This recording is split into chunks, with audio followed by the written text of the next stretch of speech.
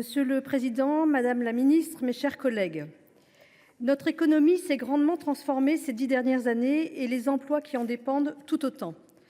Transport par VTC, livraison à domicile, petits travaux, services à la personne ne sont que quelques exemples de secteurs qui ont connu une évolution notable ces dernières années et nous nous sommes habitués à voir ces nouveaux intervenants dans l'espace public. Les travailleurs des plateformes numériques occupent pour la plupart leur emploi en tant qu'indépendants, à temps partiel ou à temps complet, comme seul emploi ou comme emploi complémentaire. Leur statut varie effectivement, mais nous nous concentrons aujourd'hui sur ceux qui n'ont pas celui de salarié. Une part de ces travailleurs est particulièrement attachée à son statut de non-salarié, car il permet de la liberté, de l'indépendance et arrondir ses fins de mois avec quelques heures de travail. Les autres sont bien souvent des salariés déguisés des plateformes numériques, il faut le reconnaître. La justice française a essayé d'endiguer le phénomène des faux indépendants en requalifiant certains contrats. Mais face à l'ampleur du phénomène, il fallait que le droit change pour s'adapter. C'est justement l'objet de cette directive européenne.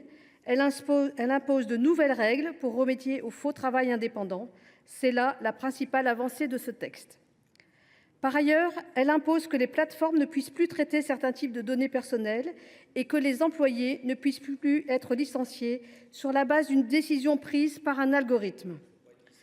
Nous avons 2 ans pour transposer cette directive, mes chers collègues, mais cela nous engage collectivement à la prudence. Légiférer le premier, c'est faire fusible et être très vite rattrapé, dépassé. Les plateformes se sont toujours adaptées très vite aux normes en vigueur. C'est le propre de l'ubérisation. L'Espagne a légiféré en premier avec sa fameuse loi Rider, adoptée en 2021, qui a imposé une présomption d'emploi aux plateformes. Quelles en ont été les conséquences ?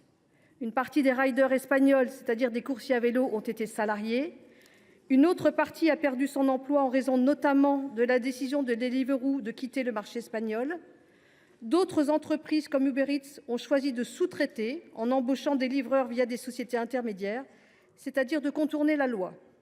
Enfin, de nombreux riders espagnols, après avoir été salariés, ont tenté de redevenir indépendants parce qu'être salarié veut dire imposition des revenus, donc baisse du disponible et fin de la liberté dans l'organisation du travail.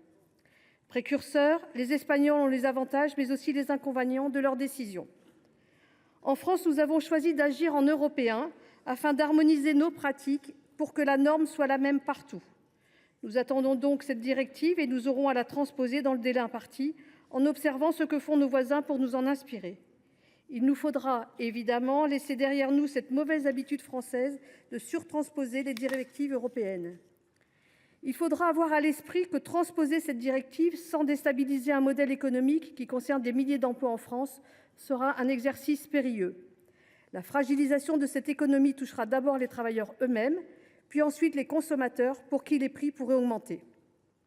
Sur un tel sujet, la plupart des groupes de cet hémicycle pourraient être au diapason, mais votre proposition de résolution m'indique le contraire. Mes chers collègues, vous l'aurez compris, les sénateurs du groupe Les Indépendants ne s'associeront donc pas à cette proposition de résolution.